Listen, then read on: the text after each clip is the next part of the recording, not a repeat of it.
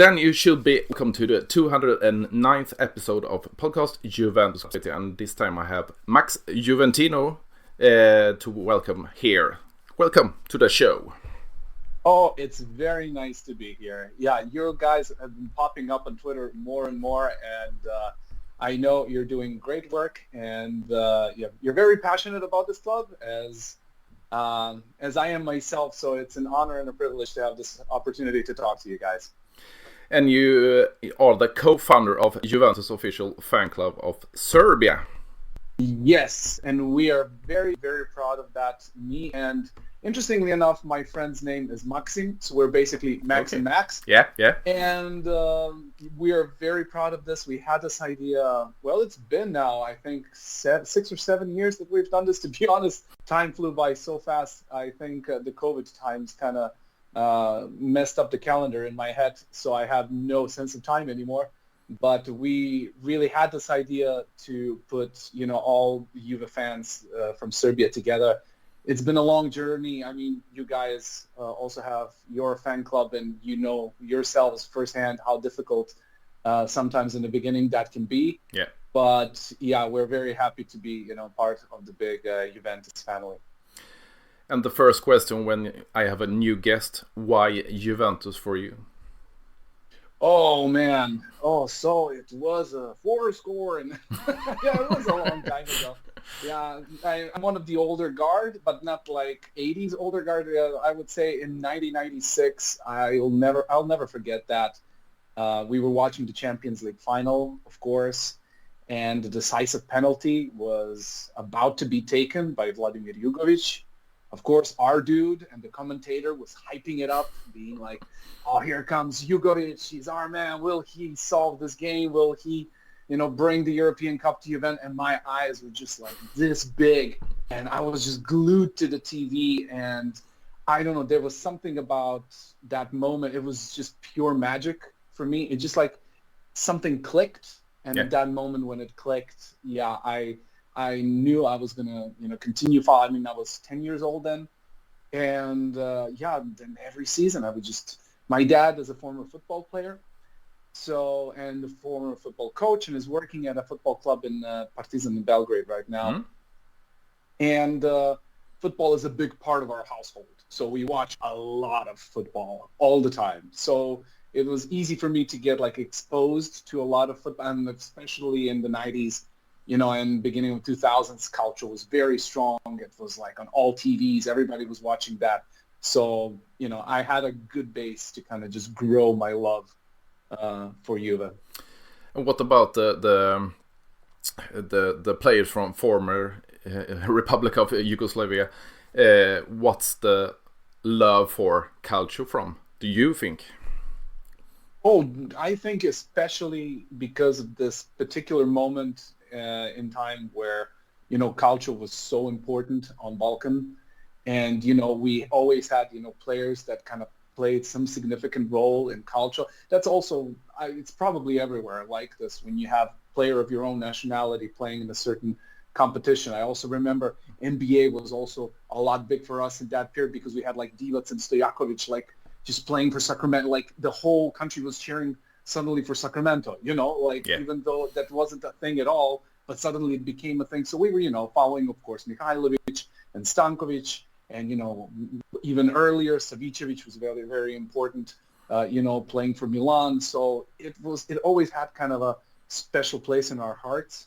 And I think that's also one of the main reasons when today, even today's modern players, when you ask them about Serie A, and stuff, that's why, Mandzukic loved playing in Serie A. Same goes for Milinkovic, Savic. We have a very special relationship to what Serie A used to be. Obviously, it's today just a little shadow of its former self. But, we're watching, we're hoping, and there's still a lot of good memories that were not that long ago. And obviously the passion is there. So, it's a very special bond, I would say, between Balkan people and culture in Serie A. And on that note, you mentioned Sergej Milinkovic-Savic. What do you say about his move to Serie Pro League instead of Juventus? I was sad, man. It felt too early. I mean, I understand. It's a payout, once in a lifetime kind of an opportunity for a payout. And I would say that maybe the hype of the moment also took him there. You know, if this was just another Saudi offer that, you know, just kind of blew over, because, you know, there have been attempts of Saudi clubs to kind of bring stars before, and it kind of never took off. I think only after Ronaldo went there, it kind of got the spotlight, and then it became almost like a trend to go there. And, I mean, right now we can already see that there's a lot of players who are regretting doing it. Yeah. But in this kind of, I mean, I don't get me wrong. I'm definitely for expansion of football everywhere. And, you know, why not have a strong Saudi league? You know, why not? And have another popular league that we can follow and that it's interesting. But at this point, it kind of feels like an artificial project. I'm more of kind of let's bring it there in a, you know, in the same way all the other leagues have kind of done, you know, that kind of an attitude, you know, like a kid with, you know, a rich daddy who just buys him whichever toys he wants. I have like a little negative feelings about that. And I think if it wasn't for this trend that kind of happened in this last year, I think he would definitely be with us now. I had a strong feeling, and I was wishing for him for like last, 4 or 5 years. Yeah. I thought this year was the year. I mean, not this one, the last one. I keep forgetting that it's 2024. But, I thought that was the year going to be, but, too bad. I mean, they are mentioning him again, you know. Hope dies last. And if you talk about the midfield of Juventus today, do you think we could have a use for him in this squad? Oh, definitely, man. Oh, definitely. Like his physicality, there aren't many players like him actually in the market right now when you look at it. You know, he's physical, he's tall, he's great on the ball. He actually has a lot of attributes that, for example, Pogba has, that we like, you know, that like really strong on the ball kind of a player that can draw like 2 or 3 players to him and then make extra space for the rest. We don't have that kind of players in our team, and we haven't had one in a very long time. So I think we would have great use from him. But you know, shoulda, coulda, woulda. You know. Yeah. We'll talk about the Serbian players we have, but I have another name that it's bound to us from Udinese in Lazar Samardzic. What you say about him to Juventus in the summer? Well, he's a very interesting player. The first time they mentioned him, I did not understand what the whole fuss was about. Yep. You know, how did suddenly, because, you know, it's not like we've seen 10 games where he scored hat-tricks or done crazy things, you know, which obviously tells more about me that I haven't been following closely the work that Udinese has been doing and the impact that Samardzic has had over there. But, you know, he's kind of a name that loomed a little bit earlier on, and kind of it was all kind of potential newcomer. And then at one point he just established himself as this player that can really, you know, bring this balance into the midfield. And the more I was paying attention to how he plays, how he opens up spaces, definitely I see him as somebody who could, you know, bring great value to our team. In the end, you know, we can just list here midfielders as much as you want. You know, in the end, the biggest task here for any coach is to find the balance with it. You know, you can't just bring random players you think they're good, but, you know, you got to make them work. In this current constellation that we have, for example, I see more of a need for a Milinkovic-Savic type of a player than I do for a Samardzic one. But, you know, we are in an evolving phase, and he is a young player that knows Serie A also very well. And, you know, he is a prospect. And we are in this building phase right now that we are really looking in the future with a lot of young players. And in a lot of angles, Samardžić kind of fits the bill. You know, Yeah, he kind of looks like that player that kind of ticks a lot of boxes yeah, to what he can do both on the field and both off the field for us. So yeah, it would be very, very interesting. I still don't have that inner feeling that a lot of people have that he's just going to come to us and be a game changer. I don't see him as that type of a player. You know, obviously he can grow to be that. yeah. But, you know, we all kind of desperately hope for somebody who's just going to take a lot of responsibility in this midfield and kind of push everything forward. Yeah, and that's the problem I see in the squad right now. We are used to have big players in the squad, but not complete players when they come to Juventus. So we made them complete. And like you said, we're looking at prospects, young players now, but in every position we want a daddy to steer the team the right way. And the mix between is the great job of Cristiano Giuntolis. He's looking forward to. Yeah, absolutely. And to be honest, I like this approach. Yeah. I like this approach. I think we needed this approach a long time ago. You know, I read somewhere that, you know, Allegri also in this last period, you know, kind of introduced and gave good opportunities to like 18 young players, which is, I mean, just think of a few years back, you know, you could name 5 names on one hand of your, you know, on fingers of one hand, like the players that actually managed to establish themselves from our, you know, youth sector into the first team. So this is a huge, huge change. Maybe we were also a little bit, you know, forced into it, you could say, you know, with the whole financial situation, it kind of naturally turns you towards younger players, you know, and trying to explore this possibility and grow your net value, you know, from the bottom up instead of just, you know, buying, and then, you know, it goes bad or you have a bad season and the values drop and then what will you do?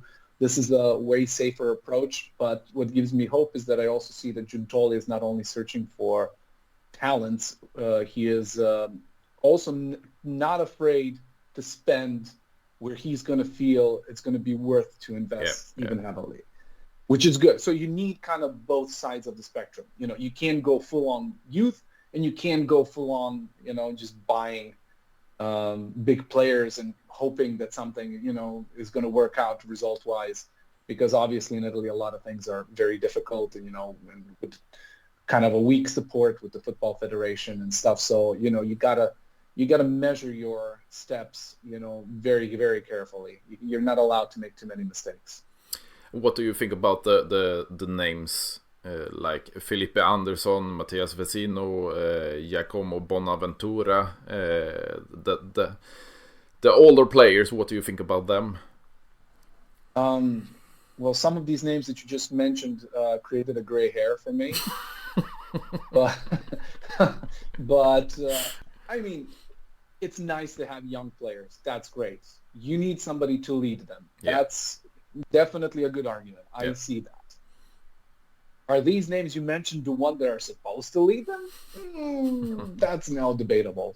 You know, we always, a good mix of, you know, youth and experience is what, you know, wins you trophies, and it's not easy to find that balance. But somehow, even in our past, you know, we had the Senators who were kind of also world champ. You know, like the experience that leads you on are players who've actually, you know, won so much that they really have something. You know, Giacomo Bonaventura, I don't kind of see him as that guy that would, you know, inspire me to do that. I think it's fine to have some of these players as, like, you know, God forbid, rotational, you know, situation where you kind of really need someone. Okay, we could discuss that.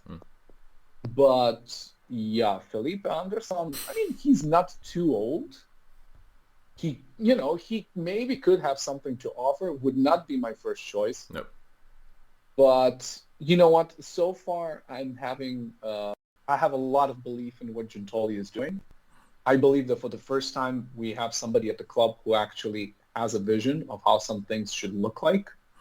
And to be honest, you know, he right until proven wrong. You know, like if you think that Bonaventura bits, some, picture you're trying to put together, in terms of cost and in terms of, on-field display and having enough experience and having enough support for the youth, by all means, then go for it.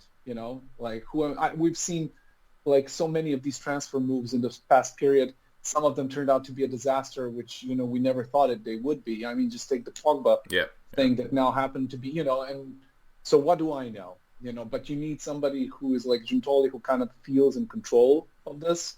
And I feel comfortable with whatever he decides at this point.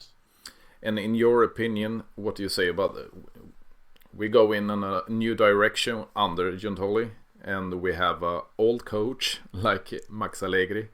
Do you think they are compatible to have in the same direction for a few years more? That's a very complex, actually, question, because Giuntoli strikes me as a person who he's 100% always publicly going to be behind the coach. He is a strong professional, and I see for sure that there are some things about working with Allegri that he likes, but I think visionary. If you just look at the way he cooperated with Spalletti at Napoli, this is a completely different story, and also the profiles of the players that Giuntoli has been bringing in so far kind of more fit in the direction of what probably Spalletti would, have more use of than Allegri does. So I'm pretty sure that he doesn't mind working with Allegri in a certain sense. If Allegri would, for example, because Giuntoli is definitely fixated now on reducing costs and making Juve financially stable. Having a coach with a 9 million euro per season contract definitely doesn't fit that. So I think if Allegri would, come and say that he wanted, and to continue to work at Juve even at a lower salary, I think Giuntoli would not mind that at all. But, I think he believes that Allegri can do something about it. But ultimately, I feel that if it was his decision and his only, and no consequences and, no boundaries that we currently have, especially financially, I think, he would definitely try a different coach. Yeah, and if we talk about the salary that Allegri has, he has one year left of the contract. If you can manage to get a deal with him and put in a coach with a much lower salary, like Thiago Motta or somebody else, not at that salary, it's that a solution that you are okay with? Absolutely. I mean, to be honest, now when you just try to kind of find a pattern of the moves that Giuntoli has done so far, at the end of it, having a 9 million euro per year coach doesn't fit. You're trying to reduce all this, and you're having all these players who are newcomers with lower salaries, trying to build something, raise the market value, sell someone. Even when you buy it, then it's a smaller risk. And then at the top of that, to have a coach who is having such a strong salary, but also not maybe producing the results you want. Let's be clear, Giuntoli came to Juve to win. Yeah. He did not come to Juve to build a club full of youngsters and support Allegri's football. That was not his. If he sees at one point that Allegri can, make these results for which he came to the club in the first place, I'm pretty sure he would stick with him. But right now, it makes more sense to find a solution and find a younger coach who is going to be also more on the level with the way the team is built at this point. And if Allegri, I don't know, won the title last year or won at least one of the trophies, or if we had at least one good season in these 3 years with him, I think it would probably be 100% that he would stick around, because then you have a winner who's pulling you forward. But it's also, you could say bad. People say Allegri had these and these issues and those issues, and he handled it well. To be honest, I think he did. I do trash Allegri a lot, especially on Twitter recently. Yeah. Like, I think like every second tweet that I had was something about Allegri. But in the period when we were really performing, at least winning, credit where credit is due. Yeah. Like he did do an amazing job solidifying the team when it was needed. He gave the stability, but it's literally, when you look at it, it's not a long-term thing. It's not something how we're supposed to function in the next 2-3 years. So you're building this little base. Now you need a sporting project that's going to support that base in the next 3-4 years. And the way we're functioning with Allegri at this point, just that doesn't match that.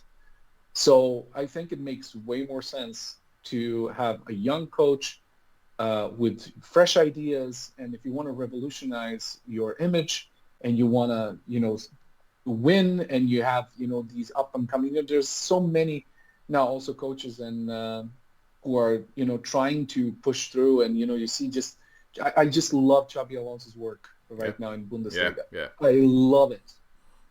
He just shows you, that all of these arguments that you often see on the internet, oh, he doesn't have a strong enough squad. Oh, this was the problem or that was the problem. When you have a team that knows what to do and is fighting for each other, yes, it is possible. I don't like the narrative. You can't win and play nice at the same time. I don't agree. No. I just don't. I don't think it's black and white. I think it's gray. Sometimes you're going to play good. Sometimes you won't. Sometimes you're going to try, of course, when it's at the death, you're going to always rather try to, if you're winning in a very important game at a 97th minute, leading 2-1, you're not going to go with 4 attackers up front because you want to play attacking football and score the third one. No, you're going to defend that 2-1. Yeah. That's perfectly fine. It's about balance. Yep. And right now, this team very often shows that this balance is missing, that half of the time people don't know what they're doing. A lot of lost balls, a lot of lack of ideas. It's like being dominated by average or below average teams. That's just not acceptable. And if we are talking about the successor of Max Allegri, and we cook it down with every name we hear about, I think it's down to Thiago Motta. It's that a coach you are finding suitable to Juventus. Yeah, I mean, he right now is, showing through his work that he is ready for a big club, that he knows how to get the best out of his players, which is very important for us at this point. And, I mean, we can all dream, I would love to see Zidane on our bench, or Klopp. Klopp is like my favorite coach. Yeah. I really love how, and I would love that. But, we all know that Juve very rarely, and by that I mean never, hires coaches that are not Italian. Yeah. So, and especially if we're talking about reducing the wage bill, definitely Klopp would not come to Juve to, work for like $2 million a year. That's not going to happen. No. So right now, in this situation that we're in, and, just looking at the overall direction in which the club is going, it makes sense to make that move. It just makes sense. I know they mentioned Palladino as well. Yeah. Palladino is also somewhere in the mix. I think he's also a very talented coach. But I think at this point, Motta seems more aligned with what we need as a club. And what do you think about he has been as a player in big clubs. Now he's at Bologna. We are going to Champions League next season. A big club like Juventus with many young players. Do you think he can manage to like do well in Champions League the first season and go for the Scudetto in his first season, or do you think it's a long-term plan for him? To be honest, if we get Motta, I mean, obviously he's shown this year that when he leads a club that's in, let's call it an underdog situation, that's when his teams thrive the most. Yeah. So I don't think Juve would already from next year have Champions League dreams of winning them. And yeah, Scudetto, or at least challenging for the Scudetto, would have to be, a must in any case. But you know what? You are if you want to be a big coach, and we see a great potential in him to be a great coach, that's the step you take.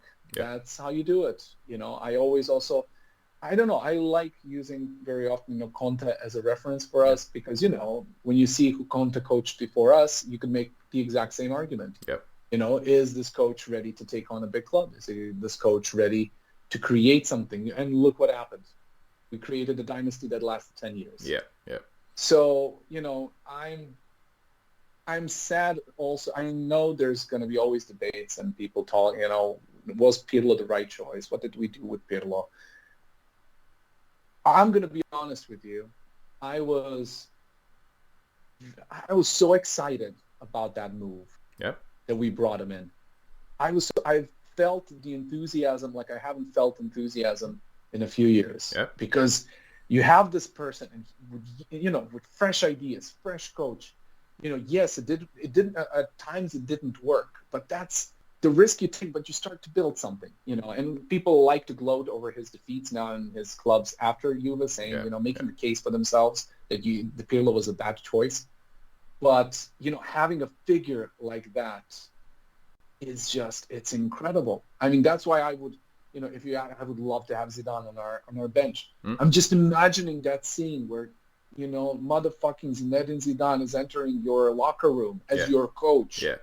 But if that doesn't level your, playing for at least 20, just the mere fact that he walked in and he looks at you with that straight face, you just kind of shit your pants. You're just like, freaking hell, I got to do something today. Yeah. It's freaking Zidane. I love that moment. Yeah. And I know having Pirlo, Pirlo is a big name. He's a very authoritative figure for what he's done, of course, as a player. And I'm sad it ended the way it did, but that's the kind of bold moves I want to see management do. Don't go to the old. That's why I often said that I think the Conte wouldn't be a bad choice for us either. But that's just another recycling move. Yeah. Let's stop with the recycling. Yeah, Let's have progressive moves. Let's do something new. Let's try, And that's why, Motta also being, world champion and stuff, just freaking bring him in. Yeah. These people know what it means to win. And they're going to walk into your locker room and they radiate their energy of what winning is. That's why the last, I think, 3 or 4 titles that we won have been solely on the merit of having these champions, like Bonucci, Barzagli, Chiellini. You have these champions, they know how to win. Right now, we don't have too many players like that in the squad, and that's a problem. But, I mean, it's a process, and we just need to embrace it, I love when we do risky stuff, and it makes me excited. I'm like, I want to see what happens now. Yeah, and I'll talk about this in many episodes, the history of the coaches in Juventus. We have Trapattoni for many years. Then I think we have 3 coaches in short time, and then we took back Trapattoni. We have the same with Lippi. We took in Ancelotti, didn't do a great job at us. Back with Lippi, and then we did the same thing with Allegri, took him back, and like you said, we couldn't do that again with Conte. Take the successful coach again, or you just have to like you said, risk it and look at it in long term. Thiago Motta if it's Thiago Motta, it isn't going to happen right away. You have to think long term, but I think we as Juventino, we have short patience now. We have not won the Scudetto in 4 years. So we have short of patience, but we have to take a risk to get the success we want, but we maybe have to wait 2 years ahead. Yeah, I mean, you also have to look at the situation in which the club is, It would be a completely different argument if Juve maybe now came off of, I don't know, winning 2 titles in a row. Yeah. Then you wanting to bring a new coach is a completely different story. It's, maybe you need, if you want to change a coach, you need somebody who's going to continue that, not somebody who's going to build. You need somebody who's going to continue the winning streak. So we are now literally at the point that, our bar kind of is stagnating. If you look at the results that we had last season and the results we have this season, yes, an argument can be made that we went through a whole lot of drama with the point deductions last year.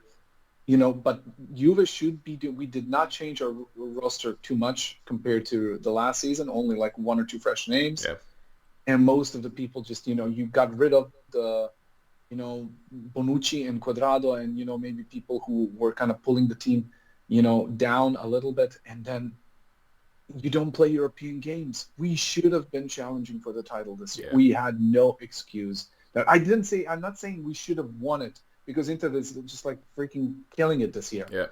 I mean, with all the controversies and stuff, okay, they are being pushed, but in any case, they're stringing up results, and I think the least we could have done is keep up the pace and not, at least don't lose to freaking Verona and Empoli. It's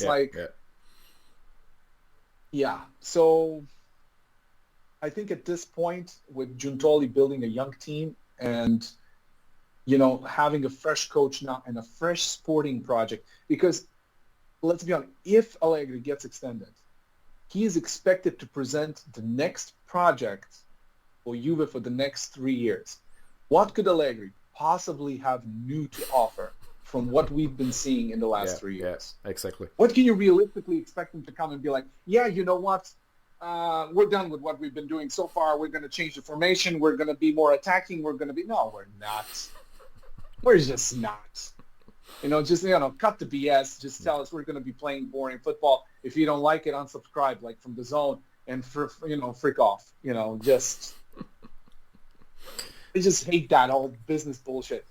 Just tell me as it is. I can take it. Exactly. And when we talk about the sustainability of the club, Giuntolis is like you said, setting out the salaries of the players we want to have years, and then we see Dybala, Chiellini released, we see Bonucci, as you mentioned, released, Quadrado, now it's Pogba, the suspension is due, and we have Alexandro, every player with high salaries, so we get rid of them for next season. We are going to play in Champions League. Do you think we can manage to attract great players in the summers, or do you think we're going to stick with the plan with young players from the club, the Juventus Next Gen team, and the players are loaned out, or do you think we can get in like 2-3 good players? I am not hopeful too much, I'm going to be honest. I think if we do bring some, we might have one name. Now the big question is, actually, the whole coach story, I think, dictates everything that's going to happen in the summer, because it already kind of lingers in the air that Chiesa's contract extension depends on whether Allegri is going to stay or not. I mean, that's not confirmed, but that's kind of the general feeling that everybody has. So based on whether Allegri stays or goes, first, that's going to dictate how your current roster is going to look like who's actually going to stay, or how that's going to look like. And then if he does leave and then the new coach comes, then depending on what he needs, we would see, in which areas do we need to especially, be active. I do expect for sure, if we want to be competitive, we do need to bring fresh names in. It's just a must. I don't like that we're connected too much to older players. When I saw the Thomas Müller stuff, and I'm like, oh, come on, 2004 called and want their news back. It's just, come on. It's like, what is this? And I don't know. We definitely can't. I think we can't afford to stay another season with same play, because we're basically with the same players as last year. The only difference we have right now is it's these youngsters that are kind of making the impact. And I'm very happy to see our kids on loans playing well, which is also another reason that I told you that depending on the coach, it's going to be, because, for example, I can easily see Sule staying at Juve if Allegri leaves. But I think if Allegri stays, it's quite possible he's going to be sold.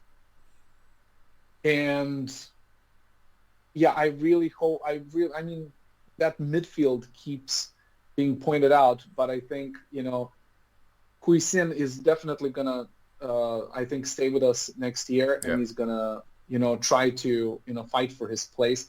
Is he the man, the ideal partner to put with Bremer, and is he the solution? I don't know. There might be another defense. I don't know again what's going to happen with Szczesny. Yeah. Like he also is a high earner in the club, so there's like a lot of question marks there. Yeah. So I have no idea in which direction we're going to go, but yeah, somebody, we need to shake up the team a little bit. And yeah, with all the youngsters, I'm fine with that, but I think we're going to need somebody to push us up a little bit. Yeah, and I'll talk in this podcast history. I talk a lot of the wing backs or wingers in Juventus. We don't have wing backs as such. We have De Chilio, and we put in Via. We put your countryman in Kostic. Andrea Cambiaso I like a lot, but he's playing like a Mezzala as such, and we see, so we don't have any fullbacks wing backs at all. But what do you think about the summer? VI is talking about like Premier League. Kostic could go to Saudi. What do you think about the situation on the wings? Well, I mean, it's not a new issue, is it? Yeah. Like we've been struggling with that for years now. Just look at, you've had so many players just tracking back, and Allegri just trying to, modify so many players and kind of adapt them. And, I think that's one of the reasons why, Cambiaso is, especially at this moment, so valuable for Allegri. Yeah. Allegri needs players who can play multiple positions. Like the more versatile you are, the more value you have for Allegri at this point. And because he likes to, shake it up and mix it up, and it's a pain point. It's a pain point. I mean, interestingly enough, I also talked to my dad about, Kostic hasn't like played like a fullback on the left, like a really full like on the left side. He's mostly somewhere like just trying like to push like and go upward as much as possible. So, but he still doesn't feel that he was like in most of these cases utilized well.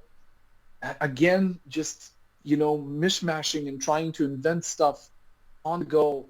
Yeah, if we're going to stick doing to what we do, we need players who are, so to be honest, I know people like also seeing Cambiaso in the middle, but I liked him those first couple of games where he played in the back. I was like, freaking hell, finally, somebody who can do this job, and we needed more. And now even him, who can cover this position so nicely, you're moving him away from it. Again, filling up some blanks in the middle.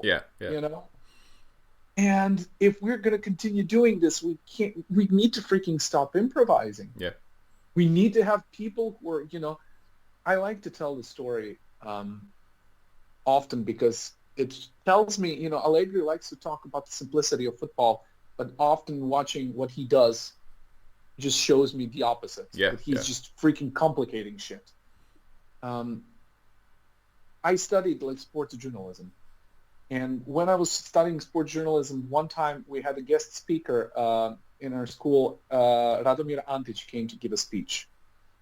As you know, Radomir Antić, he won the title with Barcelona. He won the title with Atletico Madrid. He's like really really big name in Yugoslavian football. And he came to one of our lectures and he gave a speech. And of course, everybody asked him about his time in Barcelona. Like, how did he manage to just, take Barcelona and, completely redefine how they play, how they behave. And he literally came to us and he said that the main reason for his success is just keeping it freaking simple and doing it with logic. He was like, if I have a player with a strong left foot, I put him on the left, because I think at that point he had Van Bronckhorst, and Van Bronckhorst was like playing on the right, but he was left-footed, so he kind of just switched him to the left, and that worked like magic. Yeah. And everybody was like, wow. It was like, yeah, of course. And another thing that he's done, he had Javier Saviola that year, and he put the team goes a little bit deeper in, so that when the ball goes up, you know, the Saviola doesn't come into a situation that he needs to jump to get the ball, because he's very short. He can't win, he can't win the ball in the air. It's not possible. So by pulling the team down and playing it into his feet and playing into space, he was able to utilize his speed. So just like these little, simple twists, he also repositioned Kluivert. He had Kluivert that year. Like Kluivert and Saviola were like the two top scorers in Spain. Yeah. Just like by utilizing their strengths, and you have on the other side, when you look at us, you had Cuadrado that he put to play the right back, and you had Mandzukic, who was like trailing all the way, who played everything except what he normally is. It's just like these mishmashes where I'm looking at the game and I'm like freaking surprised that any of these players know what their position is anymore. They've been so much mishmash and thrown around. Like I have no idea how do they know what do they play. Yeah. So it's all about, just like keeping it simple. And I really hope that we get players who know how to play, that it's like their natural position. I don't want them to bring Alex Telles to play a left back and then him ending up being, like a Mezzala. No, that's not what he came for. He came to play on the left back. That's his role. Freaking use him for it. Yeah. So yeah, we definitely need to address that. It's easy for us also to say it sometimes. Oh, this needs to be addressed. They need to buy somebody. Sometimes, the market just doesn't, it's not also a solution to just bring anybody. It can, very often, we did all, I see that that's not happening anymore with Giuntoli. Yeah. Like the panic buys. We used to have those a lot. Yeah. It's like, oh my God, we need a player. Oh, it's 2 days until the end of the transfer window. Oh, Rincon. What the fuck, Rincon? Come on. Storaro. Yeah, it's just like, brought the guys in just like to fill the blanks in the roster. It's, and then later you can get rid of them, or you have to rely on them because your players, get, injured, and then they're just not good enough. And the hell did you do? And we can talk about when you pick a coach to have players from his team to your new team. Like if you're talking about Thiago Motta, we have Louis Ferguson, we have Joshua Zirkzee. You mentioned Xabi Alonso in Bayer Leverkusen. You could take Grimaldo and Frimpong from on the wings. So if you pick a coach like Thiago Motta, you can take some players that we were bound to either way. I mean, you know what? It's easy for us to say, you can take. Yeah. But then Bologna says, sure, you can take 50 million per piece. Yeah. Then you can take whatever you want. Yeah. And you're like, oh, okay. I don't want to spend, I don't want the club to spend 110 million euros on Ferguson. And, nope. It's just, but I do like Calafiori. Yeah. I think if I could pick one name for next summer, that would be him. Yeah. Like, he is such an exciting player. But what do you think about the defense for next year? If we play with two in the back or three in the back with Bremer, is it going to be Bremer, Gatti, and Huijsen, or Calafiori back there, or is going to play with Danilo? Well, the thing is, I think at this point, even Allegri doesn't know, because I don't think Allegri is also, I don't think he already has an idea of what's going to happen next year, if he's going to stay or he won't stay. He mixes it. The problem with him is, he's just trying just persistently, to force certain things that just don't work. And I hope that's the first thing he is gonna change. We need more of an offensive output. That's definitely. Yeah. So if we are going to do that, I would really prefer, to, just do it with the two in the back. Now, who's going to be with him and how is that going to work? Big question. I think that's for us like a healthier option. But Yeah, for me, it's just important that we keep Bremer, to be honest. Yeah, If we're talking about, because I don't like these rumors that I'm reading lately. I just don't understand. Like, first of all, I don't understand these news outlets. They just throw out there this generic stuff. It's like, oh, Bremer is untransferable. Well, if they offer 70 million or 80 million, we're ready to listen. How's that untransferable then? Exactly. The exact opposite of untransferable. That's transferable, but for a price. Jesus freaking Christ. Who writes these articles? And as I said, I went to school for sport journalism. And then when I see an article like that, I'm like, God damn it. That guy has a job and I don't. Talking about that, I read about Fabrizio Romano, who is supposed to get paid for put out some news.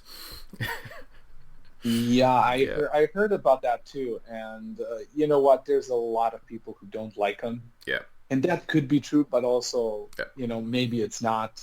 And sometimes, you can for sure know that there's a lot of people who don't like him because sometimes he just does his job. And then somebody's like, oh, why are you, reporting news about my player? Maybe I don't want him to leave or I want to keep him. So there's a lot of things going on in the background. I hope for his sake that he is not doing that. And, like as one sports journalist to another, I'm like, just hoping that, he can do his job right and that there's no like, back play that's preventing him in doing so. And back to the plays, we have a situation with Chiesa, who's injury prone and just 1 year left on the contract. We have Adrien Rabiot, who is once again out of contract in the summer, and we have the, if you like to name it, newborn Dusan Vlahovic with a expensive salaries coming in for the next season. What do you say about these three players? I think the reason Rabiot hasn't extended, I think whether he stays or not is, I think, directly involved whether Allegris stays or not. It feels like, because if he really wanted to stay, regardless, it would have been a done deal already. I never understood this. Oh, I'm going to wait for the summer and see my options. Oh, okay. Why would you put the club in a situation that they have to, shake their pants until the last second whether they're going to have you or not? Because if you say no, then the club already now can plan their transfer strategy for the summer and be ready to find somebody to replace. Why would you? You're not helping the club like this. No. So for me, it just feels, because Allegri doesn't know and then Rabiot doesn't know. So, so obviously that's where it's at. I think, so definitely I think if Allegri is gone, I think Rabiot is gone as well. I like Rabiot. I think he's a great player for us. For some reason, I would not be too sad to see him go. It's like, I think I would be like, thank you. Great last season, like gave a good contribution to us, but I just don't like this, I'm a leader and then never freaking shows up to lead. I'm a leader too. I just don't play for you, but I'm a leader too. Regarding the other two, I'm pretty sure that Vlahovic is going to stay unless the club pushes him out. He found, as I said, Balkan people have a very, special relationship with Serie A, with Italy. I think Vlahovic feels very comfortable in Italy in general. And, Serbian people are also, I think for most people in Balkans, it's like that. We like when we settle somewhere and when we feel comfortable somewhere to kind of stick around, And I totally can see Vlahovic being fully comfortable, being the big star in Turin and scoring goals and feeling good.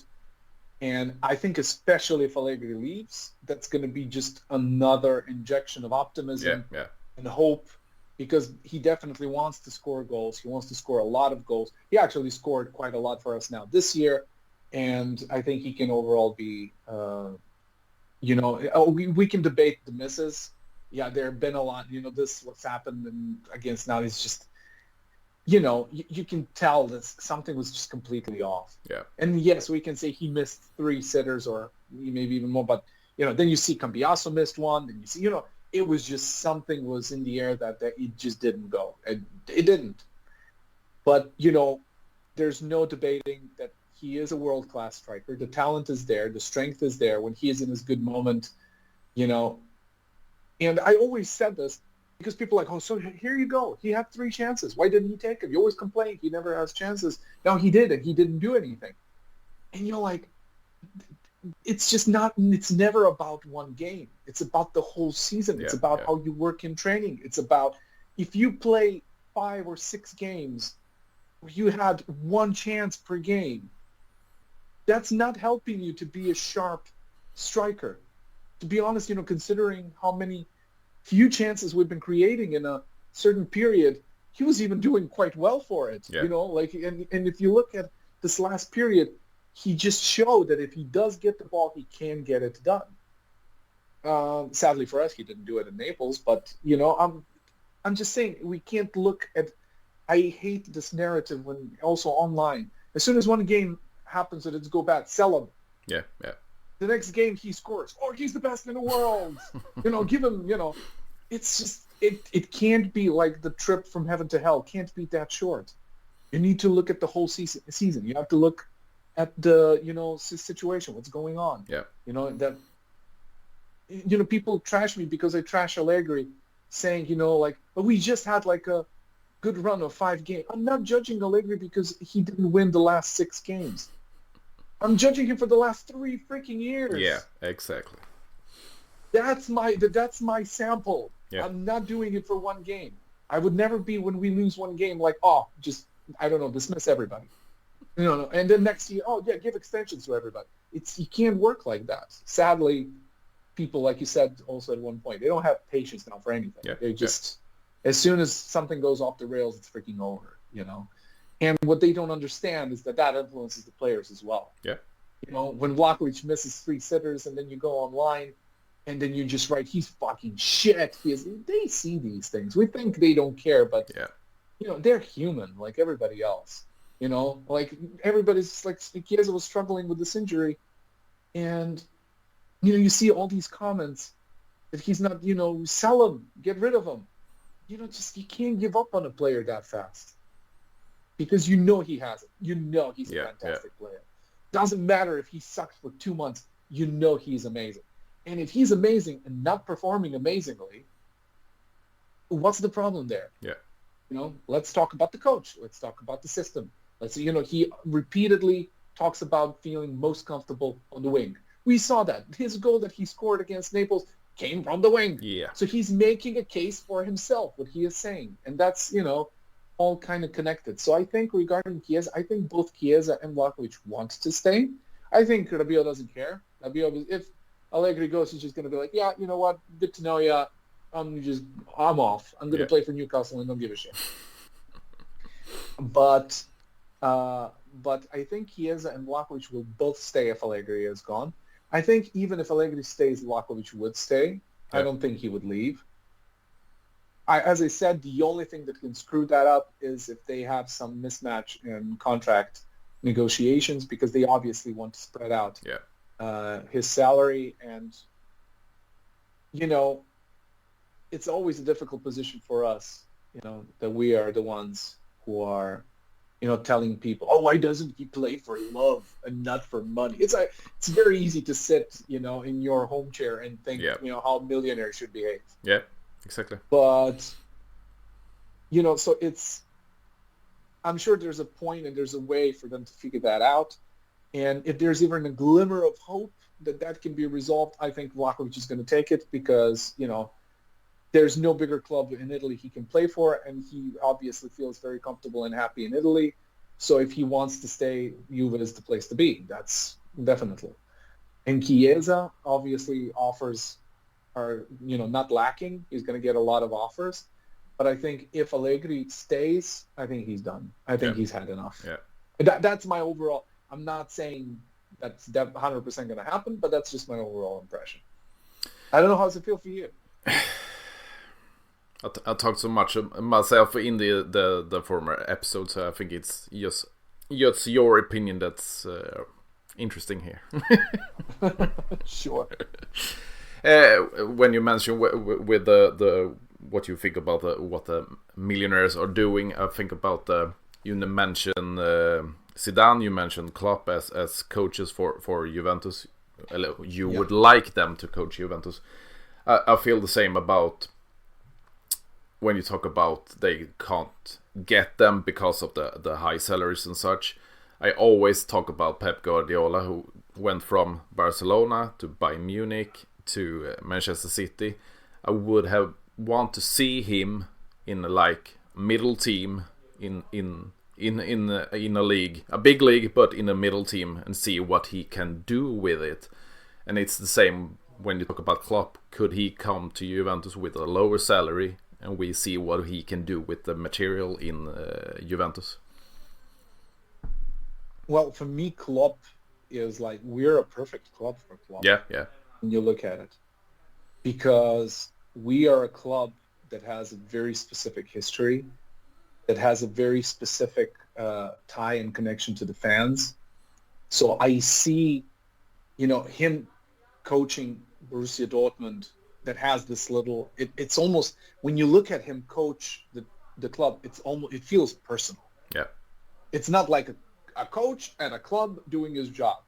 No, he is like embodying what the club means, and I saw the same thing in, Liverpool has that also, that magic that they have with their history and what they mean for English football, and on the European scale, and the way they have their relationship with their I see a similar tie in both. Yeah. And that kind of connection and that kind of passion and love. I mean, we strayed away from that as a club in the last couple of years, especially with the rebranding and stuff. But we still have that very special relationship. And I see him managing us very well in that kind of sense. And the thing is, when he was coaching, for me, him coaching Borussia Dortmund already shows, Borussia Dortmund, he built that team. They were, he made them as strong as they are. He didn't take a 5-time, Bundesliga winner and then, tried to continue the streak. No, he made them winners. Yeah. And he went now and he's done great things at Liverpool. And I think if it was up to me, if just the management just came to me and they were like, hey, pick a coach. Whoever you choose, that's the guy. I'd be just like, Klopp. I don't know. I don't care how much he costs. I don't care. Just bring him in. Like that's the kind of passion I want to see from my coach. That's the kind of game intent I want to see from my coach. That's the kind, it's like when I look at his interviews, I love how he talks. I love how he presents simple things. I love that he freaking takes accountability. Yeah. You don't see that. When have you heard Allegri come on a press conference one time in both of his stints and be like, yeah, you know what? I really screwed this one up. Yeah. I'm sorry. I was supposed to do it like this, but it turned out like that. That was a mistake on my part. Yeah, it's something to work. No, there's no accountability. Yeah. No, nothing. It's always like, yeah, what can you do? Football, the ball is round, yada, yada, yada. Just take whatever, default thing, and that's it. Yeah. It's almost the same thing with Jose Mourinho. He, in his history, always defend the players, and the last years he put the player on the on the spot instead. So I don't know if it's the age of the coach who they just flip. Yeah. I don't know. Probably he just came to a point that he works in a certain way, and he doesn't even care anymore. He just does it how he feels is right, which is also a way to set up your authority, set up your integrity, and it's like, okay, it's how you do things, but maybe it's time to change that. I don't know. Yeah. And finally, we see the results from the start of the year. We were like 2 points from Inter. Now it's 12. So, and you see the teams behind. We see Milan, we see Bologna with Thiago Motta. The teams behind are grasping us. What do you think about the ending of the the season? Do we take the second place or third, four, or five?